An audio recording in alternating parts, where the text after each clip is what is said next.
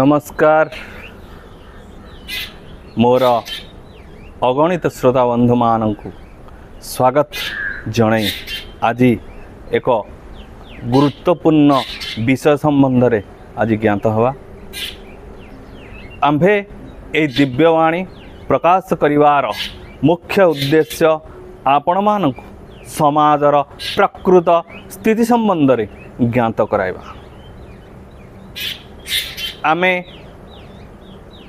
सदा सर्वदा आपण मानकु सठिक रास्ता रे परिचालित हेबा निमित्त आवश्यक समस्त मार्गदर्शन कराउछु।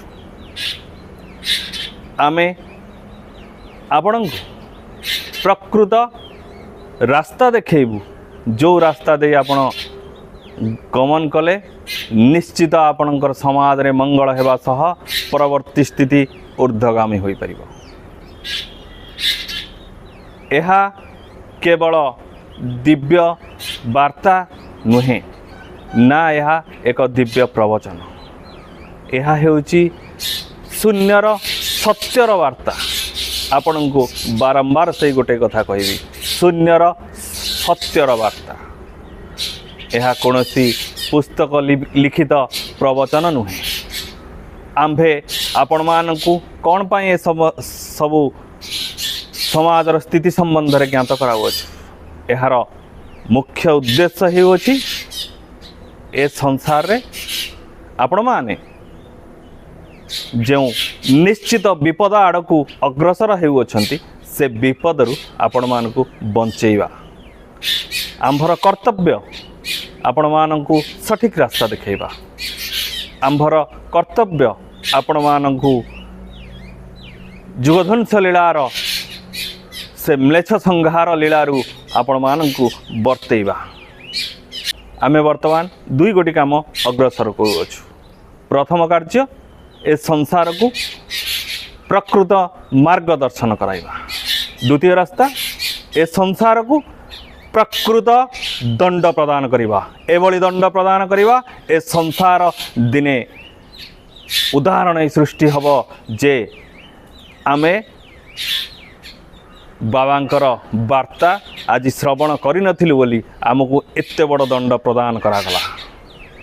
जेतेबेले दंड प्रदान करा जिवो सेतेबेले काहारी की उद्धार हबार सुजोग प्रदान करा दिबो नाही। तेणु एबे सुजोग अछि आपण माने परिवर्तन हुअन्तु सठिक रास्ता रे चलन्तु नहेले दंड खूब शीघ्र प्रदान करा दिबो।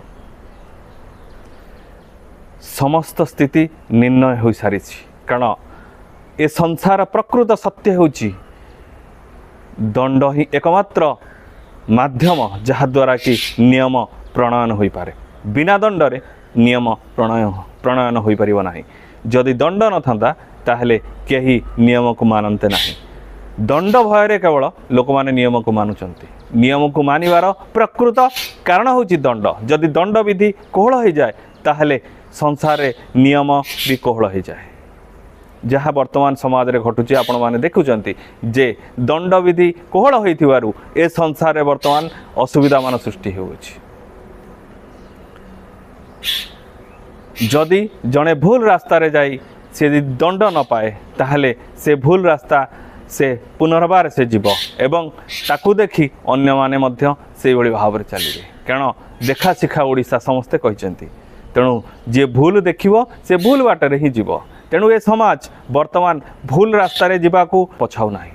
कारण जदि समाज रे जड़े भूल करी से जदि उचित दंड पाई नाही से जदि भलरे अछि ताहले समस्ते भावुचंती सेई भली भूल कर्म कले मध्य आमे जदि भलरे रही पारुचंती ताहले सेई भूल कर्म करबा ही ठीक। तेणु ए समाज रे दंडर आवश्यकता रही अछि जहाँकि आगामी दिन मानकरे आपण माने देखियो पाइबे। आपण उदाहरण स्वरूप देखंतु यूक्रेन ने जो आमर रूस रो पड़ोसी राष्ट्र यूक्रेन आज को 3 वर्ष तले केते खुशी रे थिले सेमानक घर द्वार केभली सेमाने भलरे चलुथिले किंतु हठात कौन हला एका दिनकरे सेमाने निज निज घर बेघर हो गले।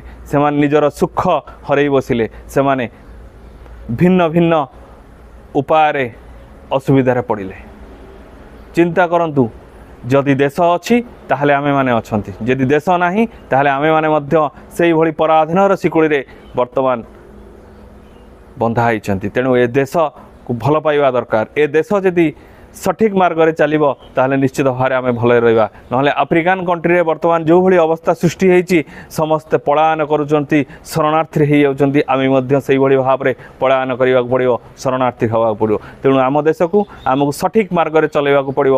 ଆମେ ସମସ୍ତେ ସଠିକ୍ ରାସ୍ତା ବାଛିବାକୁ ପଡ଼ିବ, ନହେଲେ ଦିନ ଆସିବ ଆମେମାନେ ମଧ୍ୟ ସେଇଭଳି ଶରଣାର୍ଥୀ ହେଇ କେଉଁ ଦେଶକୁ ଯାଉଥିବା ଏବଂ ସେ ଦେଶରୁ ମଧ୍ୟ ଆମେ ତଡ଼ା ଖାଉଥିବା। ତେଣୁ ସମୟ ଆସିଛି ଆମକୁ ପରିବର୍ତ୍ତନ ହେବାର, ସମୟ ଆସିଛି ଆମକୁ ସଠିକ୍ ରାସ୍ତା ବାଛିବାର। ତେଣୁ ଆମେ ବେଳୁ ସାବଧାନ ହେଲେ ଆମେ ସଂସାରରେ କେବଳ ପ୍ରକୃତ ସୁଖ ବା ଆନନ୍ଦ ପାଇପାରିବା।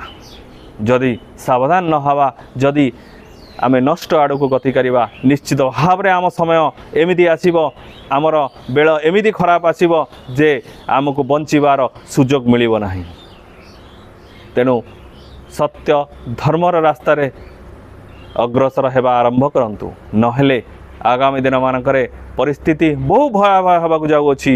ତେଣୁ ଆମ୍ଭେ ଏହାକୁ ଏକ ଉପଦେଶ ହେଉ କି ଏହାକୁ ଯାହା ବି ଆପଣ ମନରେ ଭାବନ୍ତୁ, କିନ୍ତୁ ଆପଣମାନେ ସଠିକ୍ ରାସ୍ତା ବାଛନ୍ତୁ। ନିଜକୁ ଧର୍ମଗୁରୁ କହୁଥିବା କେହି ଲୋକମାନଙ୍କର ପ୍ରକୃତ ସତ୍ୟକୁ ଚିହ୍ନିବାକୁ ଚେଷ୍ଟା କରନ୍ତୁ। ଆମେ ପରବର୍ତ୍ତୀ ଅଧ୍ୟାୟରେ ଆପଣଙ୍କୁ ଜଣାଇବୁ ଯେ ଦୁନିଆର ସତ୍ୟ କ'ଣ। ନମସ୍କାର।